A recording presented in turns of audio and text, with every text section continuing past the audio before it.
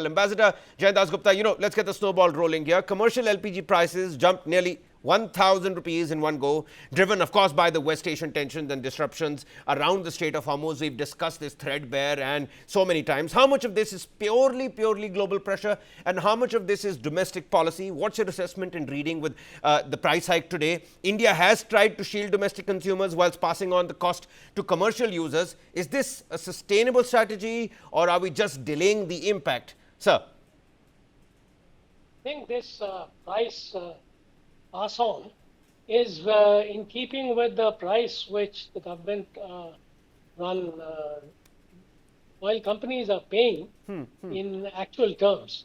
So I think the aim is that the increased prices of gas should not be borne by the government, but should be passed on to the consumers.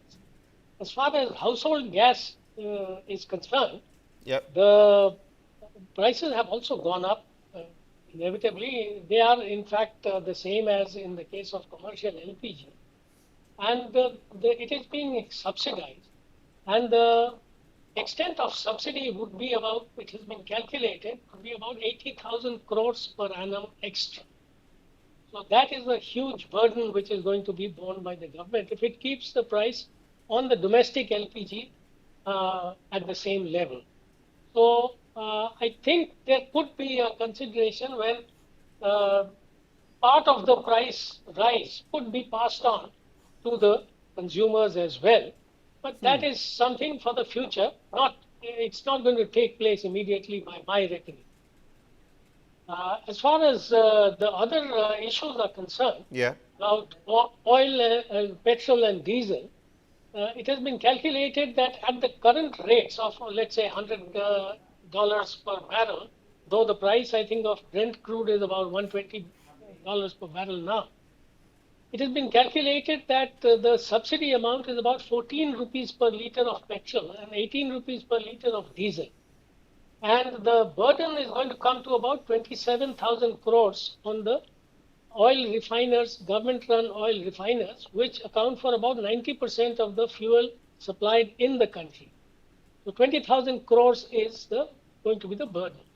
Now, in 2022, because of the Russia-Ukraine crisis, prices of crude had gone up.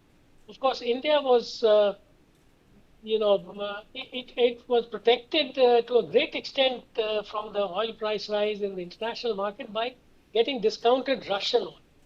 So at that point of time, the prices of oil in the domestic sector had gone up, and and even when the Russian crude was our mainstay and accounted for a sizable chunk of our imports, the prices continued to remain at the same high level.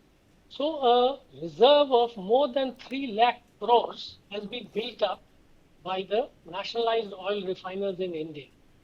So even if we calculate that this 27,000 crores would be the net outgo in terms of the subsidy absorption, there would be a few months leeway which would be in the hands of the government and the nationalized oil refiners to take this shock.